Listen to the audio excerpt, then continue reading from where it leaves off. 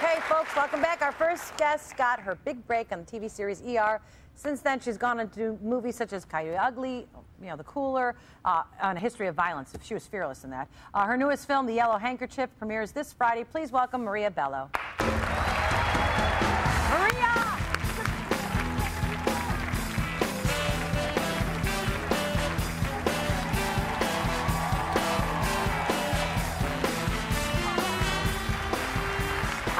I know, your little boy Jackson's in the audience, and he's so cute. He's got his little soccer outfit on. He's a sports star, UNICEF. I'll tell you that. He just scored a 90-yard goal on Saturday. What? 90 yards. All right, Jackson, all right. Jackson, tell us, how did you do it? You saw the ball, did you feel the energy? Did you anticipate the goal? I randomly kicked it. That's excellent. Now, were you in Haiti? You don't take Jackson with you to Haiti when you went? No, I didn't. I've been to Haiti a couple times in the last month. But Jackson gave me his favorite stuffed animal to take to the kids in Haiti. And I think you have a picture of the little kid I gave it to called William Joseph. Do I have it? Oh, that's him. Oh, that's that got Jackson's stuffed fish. Oh, William Jackson, Joseph. Good for you, young man. That's right. What an important thing for a child to learn. You know, that just will define your character. Yeah, you can't believe what's happening there. Well, as a mom, to go there, I can't imagine just seeing the news footage. You know, I just get overwhelmed. And tell us about what it was like and everything that happened. You know, it's devastating beyond words. I held the hand of a 16-year-old boy as he was getting his leg amputated with no anesthesia. That little boy, William Joseph, and 18 other kids got evacuated out from St. Damian's Hospital where we work.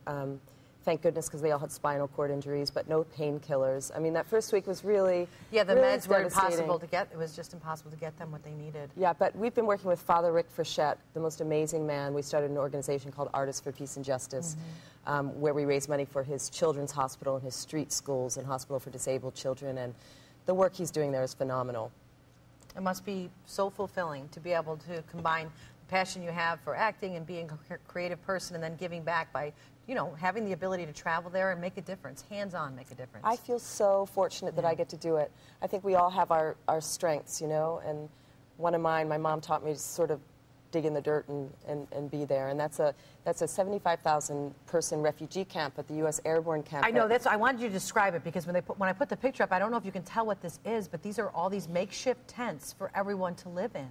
And they're only sheets, by the way. We're still waiting for tents, and the rainy season's coming. So Sean Penn's organization is working with the U.S. Airborne and sort of took over this camp and is doing food distribution in the hospital and the school. And the most amazing thing, we woke up one night before we had been at the camp, and we heard this singing at 4 o'clock in the morning. It sounded like angels. It was like a prayer. And we went up to the camp at sunrise above the hill, and it's all spread out, all of those sheets, and there were people lined up at 4 a.m. for food distribution that started at 8, and they were singing these Creole spirituals. And what they were singing about was they were mourning, but they were also singing in gratitude for what they had left. And that's what the Haitian people are really like. They're incredibly resilient and kind and incredible and deserve our attention, especially now in this second wave. We have to keep our eyes on Haiti. Yes, and you're obviously very passionate about it, but you learned this, so you're talking about your mom instilling this kind of character in you like you're doing with Jackson now. Tell me more about your mom. You grew up in Philly or near Philly? Yeah, we grew up outside of Philly. My mom was a nurse. Polish-Italian. You're Polish. Right. Polish and Irish. Big, fun Italian family. Very loud. I would bring boyfriends home, and I'd have to warn them beforehand. They're not fighting, they just talk really loud. Everyone talks really loud, but they also were fighting. But there's a comfort in that kind of noise. Now, I mean, because you know it from when you're a kid. Yeah. You know, because I kind of knew that kind of room tone, I would call it. That's right. And as actors, we kind of have to get used to the cacophony of life. So your mom, was she just, I mean, being a nurse, she's a natural caregiver. She's incredibly, incredibly compassionate, and she's sick right now, so I just want to say, Mom, love you.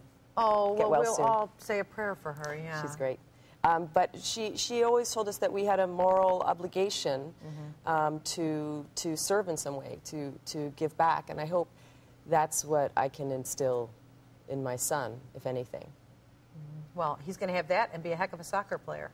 The On top best. of all of it. Okay, we're going to come back. I want to talk to you about acting and a lot of other things, but this, of course, the most important. We'll be right back with Maria.